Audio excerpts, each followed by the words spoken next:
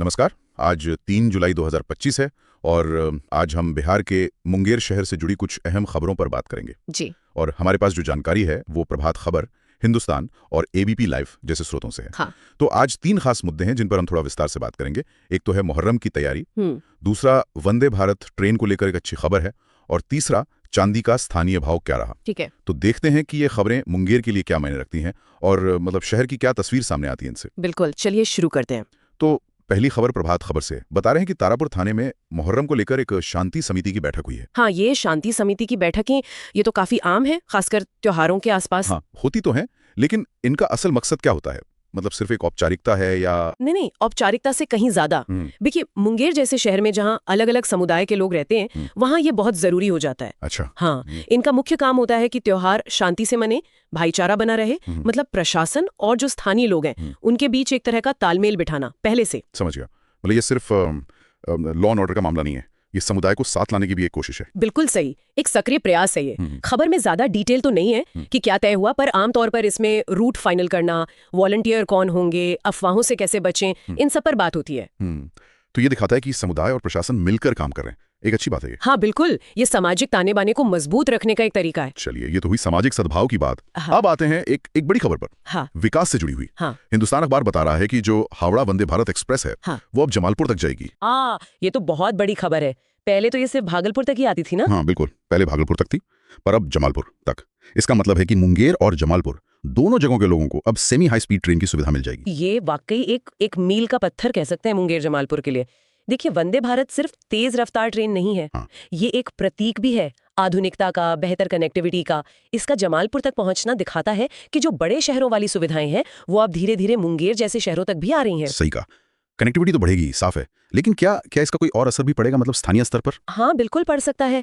आसान कनेक्टिविटी का मतलब है कि लोग इलाज के लिए, पढ़ाई के लिए या काम के लिए भी बड़े शहरों तक आसानी से जल्दी आ जा सकेंगे। और बाहर से भी लोगों का आना जाना बढ़ सकता है। हो सकता है इससे लोकल बिजनेस, होटल इंडस्ट्री या अगर कोई पर्यटन स्थल है तो उससे भी फायदा हो। अच्छा। और हाँ, ये जमालपुर का जो रेलवे वर्कशॉप है उसके महत्व को भी कहीं ना कहीं दिखाता है। हाँ, ये बात तो है, लेकिन एक सवाल ये भी उठता है कि क्या शहर का जो मौजूदा इंफ्रास्ट्रक्चर है वो इस बढ़ी हुई आवाजाही के लिए तैयार है? ये बहुत वैलिड पॉइंट है। ये सोचना जरूरी है। मतलब विकास के साथ साथ ये चुनौतियां भी देखनी होंगी। बिल्कुल। खैर, अब तीसरी खबर पर आते हैं। ये थोड़ी अलग है, अर्थव्यवस्था से जुड़ी।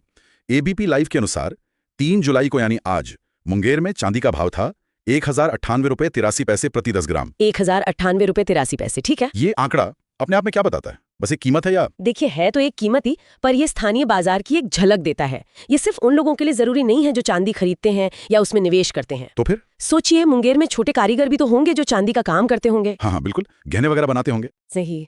तो उनके लिए ये क्या है? उनके लिए ये कच्चे माल की कीमत है। ये भाव उनकी लागत तय करता है, उनके मुनाफे पर असर डालता है। अच्छा, हाँ, ये तो मैंने सोचा ही नहीं था।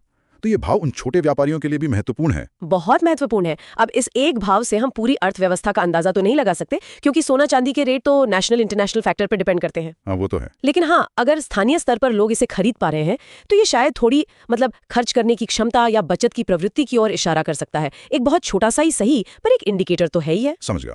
तो ये दिखाता है कि बड़े आर्थिक रुझानों का असर जमीनी स्तर पर कैसे पड़ता है। बिल्कुल। तो आज हमने मुंगेर की 3 अलग अलग खबरें देखी। एक तरफ त्योहार की सामुदायिक तैयारी, हाँ। दूसरी तरफ आधुनिक कनेक्टिविटी का विस्तार जैसे वंदे भारत, और तीसरी एक स्थानीय आर्थिक सूचक चांदी का भाव। हाँ, और ये तीनों मिलकर ना एक दिलचस्प तस्वीर बनाते हैं मुंगेर की। एक शहर जो अपनी परंपराओं जैसे मुहर्रम की तैयारी उसको भी साथ लेकर चल रहा है और साथ ही वंदे भारत जैसी आधुनिक सुविधाओं को भी अपना रहा है। ये एक तरह का संतुलन साधने की कोशिश है। बिल्कुल, परंपरा और आधुनिकता का संगम। और ये हमें सोचने पर मजबूर करता है ना कि मुंगेर जैसे शहर जहां एक तरफ जड़ें मजबूत हैं और दूसरी तरफ विकास तेजी से आ रहा है, हाँ। वो इस संतुलन को कैसे बनाए रखेंगे और इस तरह के बदलाव उनके भविष्य को किस दिशा में ले जाएंगे। ये एक सोचने वाली बात है। हाँ बिल्कुल, ये देखना दिलचस्प होगा कि आने वाले समय में ये शहर कैसे विकसित होता है।